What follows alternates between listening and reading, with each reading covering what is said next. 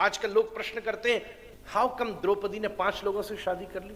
ये तो फेमिनिज्म का गला घोट दिया गया। द्रौपदी पर एक अद्भुत उपन्यास लिखा गया। नॉर्मली अर्जुन द्रौपदी को जीतने से अर्थ है कि उसने तीर मारा। आप उस कथा से परिचित हैं। द्रौपदी ने बैठ करके विचार किया कि हमें क्या करना चाहिए। श्री कृष्ण से उसका संवाद हुआ। कृष्ण चुपचाप प्रकट हुए द्रौपदी के सामने। हे श्याम सुंदर, हे सखा, अब तुम ही मेरा मार्गदर्शन करो। भगवान ने कहा, द्रौपदी तेरे सामने 3-4 परिस्थितियां हैं।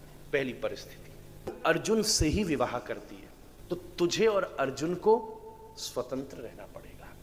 दूसरी परिस्थिति कि तू इस विवाह का ही परित्याग कर दे। तीसरी परिस्थिति, इस परिवार में सबसे बड़ा युधिष्ठिर है।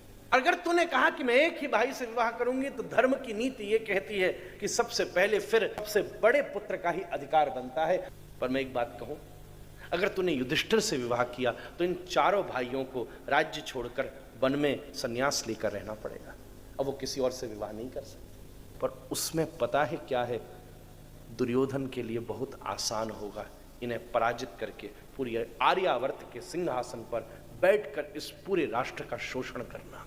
आज तेरे पास अवसर है, तू थोड़ा सेक्रीफाइस कर। अगर तू रुकी रही तो ये 5 भाइयों में यूनिटी बनी रहेगी, और ये 5 उंगलियां अगर इकट्ठी रही तो ऐसी मुट्ठी बन जाएगी कि अधर्म को भस्मीभूत करके इस आर्यावर्त में धर्म की स्थापना हो सकेगी। द्रौपदी ने उस दिन अपने से ऊपर उठकर इस राष्ट्र की रक्षा के लिए 5 भाइयों के साथ स्वीकृति स्वीकार करी, पर उसके एक प्रोटोकॉल बनाए, उसका एक नियम बनाया।